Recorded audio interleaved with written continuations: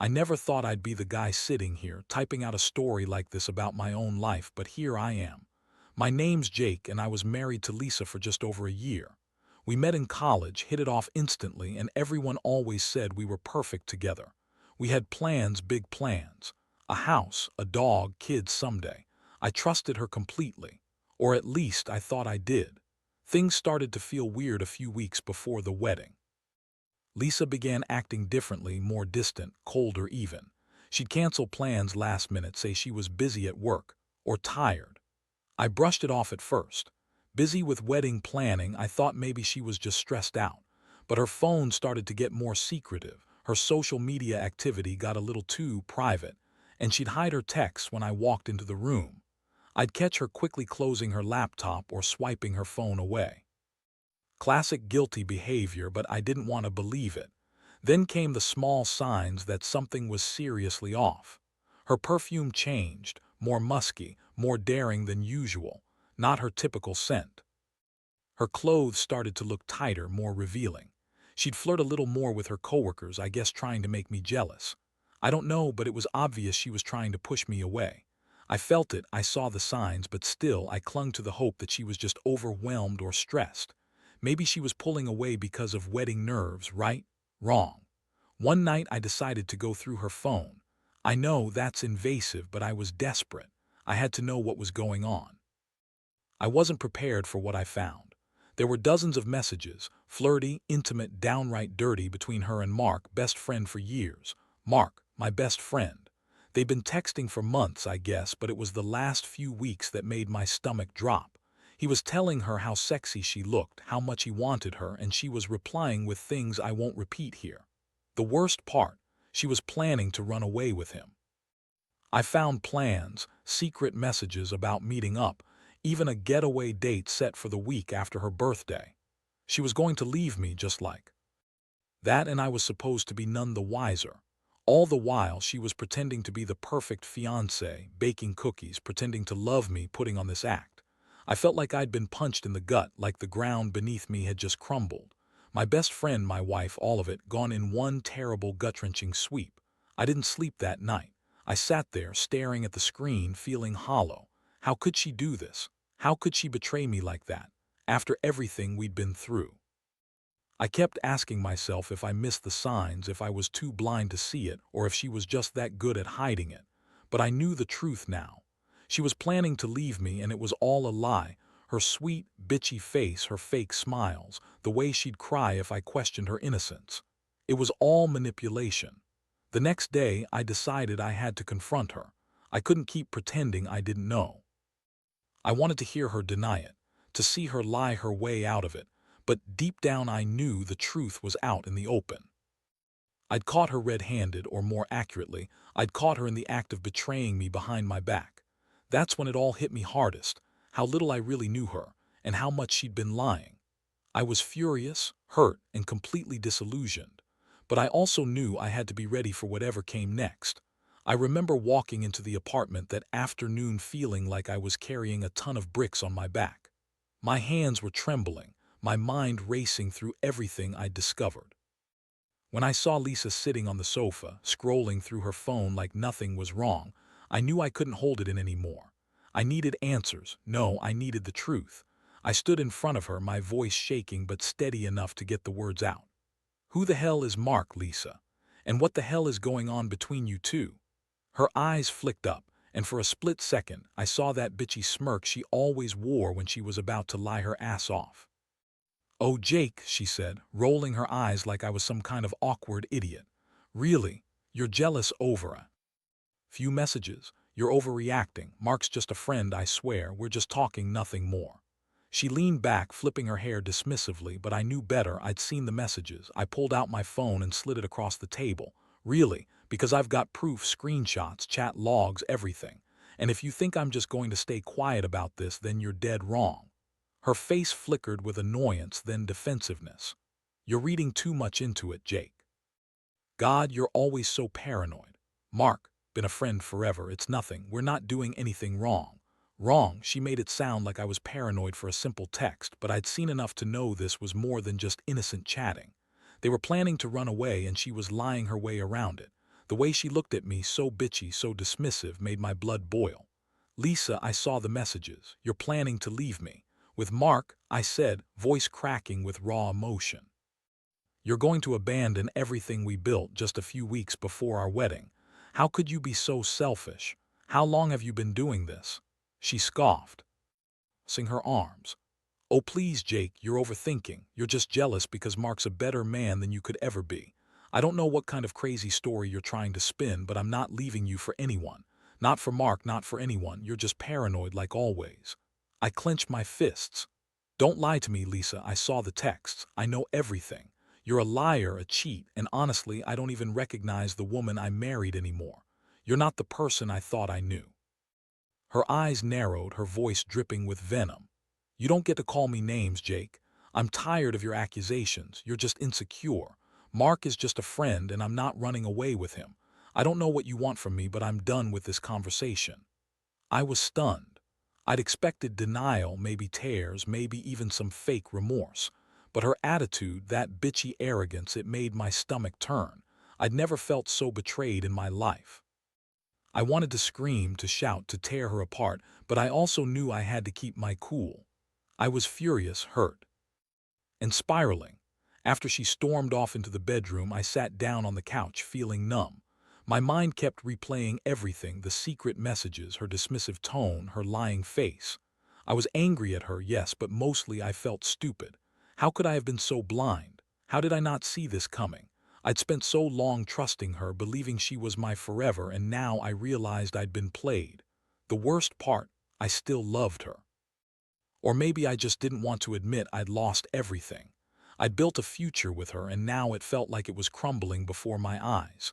The betrayal cut so deep I didn't know if I'd ever recover. But I knew one thing: I'd confront her again and I'd get the truth. Because I wasn't going down without a fight. The days that followed were a blur of confusion and anger. I couldn't sleep, couldn't eat.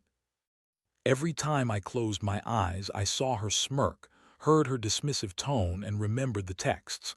I kept going over everything, trying to find some way to make sense of it all, but there was no sense, only pain.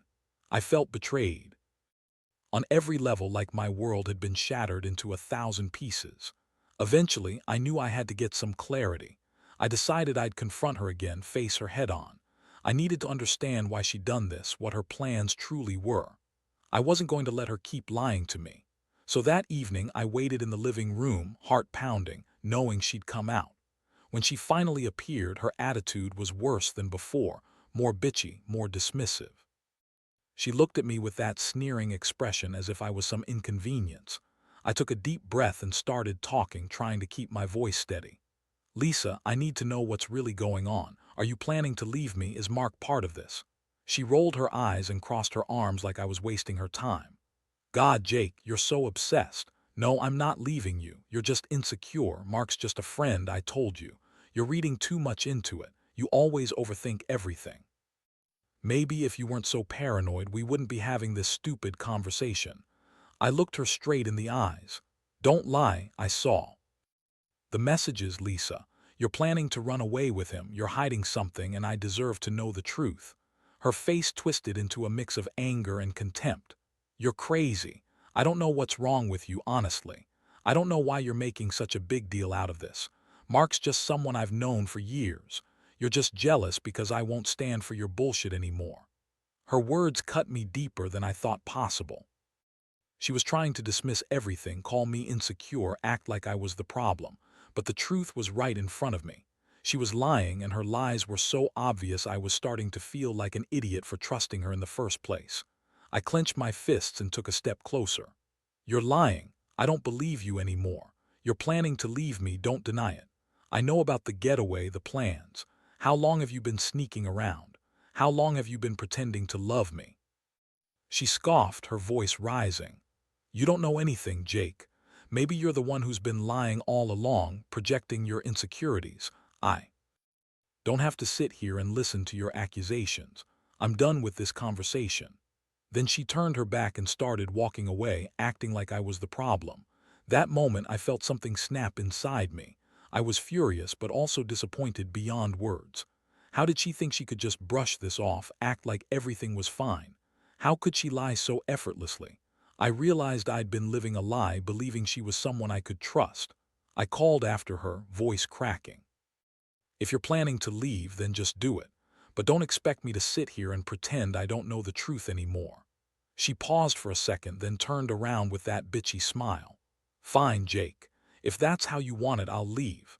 But don't come crying to me when you realize I was the only one who ever really cared. And with that, she stormed out, leaving me alone in that empty apartment, feeling like I'd been punched again. Only this time it was in the gut. I sat down on the couch and looked at the door, my mind a whirlwind of emotions. Anger, sadness, betrayal. But also a strange sense of clarity. I knew this wasn't going to be easy. I knew I had to face the reality that everything I thought was real was a lie. But I also knew I wouldn't let her get away with it. Not without a fight. Not without making her pay for what she'd done. The next few days were a nightmare. I kept replaying everything in my head, her sneering face, the lies she told, the way she dismissed me like I was nothing. I kept asking myself how I let it get this far. How I was so blind that I didn't see the signs, and now I was left with nothing but a sinking feeling in my stomach and a huge empty space where my future used to be. I knew I couldn't just sit around feeling sorry for myself, though. I had to act. I started planning my next move, trying to figure out whether I should fight for the marriage or just walk away and forget her. Honestly, part of me wanted to tear her down to make her regret what she did. I wasn't just angry, I was furious. Hell, could she do this not just to me but to Mark, my best friend? I kept coming back to that. He'd been my confidant for years, someone I trusted with everything. And now I found out he'd been playing me all along, right along with her. I decided I needed to know the full story. What exactly was she planning? How far had she gone? I started digging into her phone again, going through the messages more carefully, looking for anything I'd missed. That's when I found a string of texts she'd sent Mark late at night, talking about how she was going to leave her life behind, how she couldn't wait to start fresh with him. She even asked about arrangements, where to meet, how to cover their tracks. She was planning to run away, no doubt about it. Seeing those messages made my blood boil. I felt a mixture of betrayal, heartbreak, and anger. I wanted to confront her again, demand she tell me everything. But I also knew I had to stay calm. I couldn't let her see me break down. Not yet. I needed to be strategic, so I waited. I didn't call her or text her for a day just to let her stew. I wanted her to know I wasn't going to take her lies lying down. When she finally showed up that evening, her face was tight, defensive, like she was ready for a fight. I looked her straight in the eyes and took a deep breath. Lisa, I know what you're planning to do. I saw the messages. You're leaving me with Mark, your best friend, just weeks before our wedding. How long have you been betraying me? She scoffed again, that bitchy smirk on her face. Jake, you're overreacting. You have no idea what you're talking about. It's none of your business. I don't know why you're so obsessed with this stupid idea of truth when all you do is accuse me of things I didn't do. I shook my head, feeling my fists tight. Stop lying, I have proof. I know about the plans, the secret texts. You're not the person I thought I married. You're a liar, a manipulator, and a cheat. Her eyes flashed with annoyance, then she spat. You think you're so clever, huh? Well, I don't care. I don't love you anymore, Jake. Honestly, I never really did. I was just pretending to keep you happy while I was making my escape plans. You were just convenient, my ticket out of this boring life. That hit me like a punch to the stomach. I felt like I'd been punched in the gut all over again. I wanted to scream, to tear into her, but I kept my composure. I looked at her and said, if you're leaving, just go. But know this, I'm not going to let you ruin my life. You and Mark can do whatever you want, but I'll be damned if I sit here and let you walk all over me. She looked at me, eyes cold, and then turned away. Good. I'm glad you finally see who I really am. Maybe now you'll understand I never needed your stupid love. I've got my own plans and they don't include you anymore. As she slammed the door behind her, I was left sitting there, feeling emptier than I ever had. I knew I was in deep, but part of me still refused to accept that this was the end. The pain was sharp, but I also felt something else, something that pushed me to fight back. I didn't want her to win. I wasn't going to let her walk away with my life, my trust, my future. That night I made a decision. I'd confront her again, get the real story, and if she was serious about leaving, I'd make her regret it. I owed her that much. And somehow I knew this wasn't just about her cheating. It was about reclaiming myself, even if it meant tearing everything down first. The following days were some of the hardest I've ever experienced. I kept going over every detail, every lie she told, every secret message I'd uncovered. I felt so betrayed, so hurt that I couldn't even breathe right. But beneath all that pain, a small flicker of determination burned inside me. I wasn't going to let her walk away and pretend this never happened. I started reaching out to some of our mutual friends, people I trusted, to get their perspective. Most of them looked at me with pity, some with anger towards Lisa. Honestly, I didn't care what anyone thought anymore. I just needed to know how to move forward. The truth was, I was exhausted physically, emotionally. I knew I had to do something drastic. I needed to stop her from leaving or at least make her regret it if she did. One night, I decided I'd go to her apartment, confront her again face to face. I knew she was planning to leave that weekend, so I figured I had to act fast. I packed a bag not to run after her but to gather my things. I wanted to be ready for whatever came next. When she wasn't home, I slipped inside and started looking around. Her closet, her drawers, things I'd never had reason to peek at before. What I found was worse than I imagined. There were bags packed with clothes, some toiletries, and even a plane ticket to somewhere I didn't recognize. She was gone, and she was actually going through with it. But what really drove the point home was a handwritten note she'd left on the kitchen table. "Jake, I'm tired of pretending I love you. I never did. Mark and I are leaving for good. Don't try to find me. I'm done with your lies and your insecurities. This is what I want, freedom. You'll get over it like you always do." Reading that, I felt like I'd been punched all over again. My heart shattered into pieces right there on the floor. She planned this all along. She was already gone mentally, if not physically. And I realized something. I couldn't let her get away with this. I needed to do something, anything, to stop her from leaving me completely broken. So I did what I thought was best. I called her one last time. I told her I loved her. I begged her to stay, to talk, to work this out. But her voice was cold, dismissive. "It's over, Jake. You lost me the day you doubted me. I'm done. Don't bother trying to change my mind." That was the moment I knew I had to act. I couldn't just sit here and let her walk away, not after everything. If she really was going to leave, I wouldn't go down without a fight. I started planning how to get her back, how to make her see what she was giving up. But deep down, I knew it wasn't just about her leaving. It was about me reclaiming my dignity, my pride, and my life. As I sat there, staring at the empty apartment, I realized I was at a crossroads. I could give up, let her go, and accept that I'd been played for a fool. Or I could fight back, find a way to make her regret betraying me, to make her see she'd lost the best thing she ever had. I knew what I had to do. It wasn't going to be easy, but I was done being the victim. From that moment on, I decided I'd take control. No more pretending, no more lies, just raw honesty and whatever it took to end this nightmare. That night, I stayed up all night thinking about everything, how I got here, what I could do next, and how I was going to pick up the pieces of a life I thought was perfect. I knew I couldn't keep pretending I was okay, not anymore. The betrayal ran too deep, but I also realized that I had a choice. I could either be destroyed by this or use it as a wake-up call to rebuild myself. The next morning, I made a decision. I was going to confront her one last time, not to beg or plead, but to make her understand what she was walking away from. I needed her to see the damage she'd caused, and maybe, just maybe, it would hit her how much she lost. I reached out to her, told her I wanted to meet. She didn't answer at first, but I knew she'd come. She couldn't resist the chance to rub her betrayal in my face. When she arrived, her face was expressionless, her attitude bitchy as always. I looked at her and said calmly but firmly, "Lisa, this is it. I want you to listen. I know everything about Mark, the plans, the lies, and I want you to understand something. You might think you're leaving, but you're also losing the best thing that ever happened to you. I loved you and I tried to see the good in you even when everything was falling apart. But now I see you for who you really are: manipulative, selfish, and willing to throw away everything we built for a quick thrill." She scoffed, rolling her eyes like I was some kind of naive fool.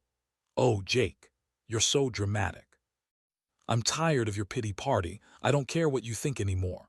I'm done with you with this life we had.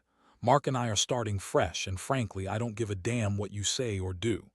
I took her hand, looked her right in the eyes, and said, "You're making a huge mistake. You think walking away will make everything better, but it doesn't. It just makes you a coward, running from your problems instead of facing them. And Mark, he's just a temporary distraction. Real happiness isn't built on lies and betrayal. It's built on honesty, trust, and respect, qualities you threw away without a second thought." She looked at me with that bitchy smirk again, then shrugged her shoulders. "Whatever, Jake, you can't change my mind. I don't want to be with someone who's so insecure. I'm done trying to fix this. Like I said, I'm leaving, and I already started packing my things." I let her go and stepped back. I knew this was the end, not just of our marriage, but of my own naivety. She was never the person I thought she was. And maybe it was better this way, better to see her true colors now than to keep living in a fake fairy tale. As she stormed off, I felt a strange mixture of relief and sadness. Relief because I finally saw her for what she really was. Sadness because I lost the woman I loved, the future I'd envisioned. But mostly I felt a newfound strength, a resolve to rebuild myself. I realized that betrayal, as painful as it is, can also be a catalyst for growth. I told myself I'd never let someone control me like that again. I'd heal, I'd move on, and I'd find happiness again on my own terms. Because at the end of the day, betrayal hurts, but it also teaches you who you really are. And I now know I'm stronger than I ever thought I could be. That's the lesson I walk away with. Trust is fragile, but self-respect is stronger. And no matter how much someone betrays you, you have the power to choose how to respond. I might be broken, but I'm not beaten. And I'll never let someone take my dignity away again.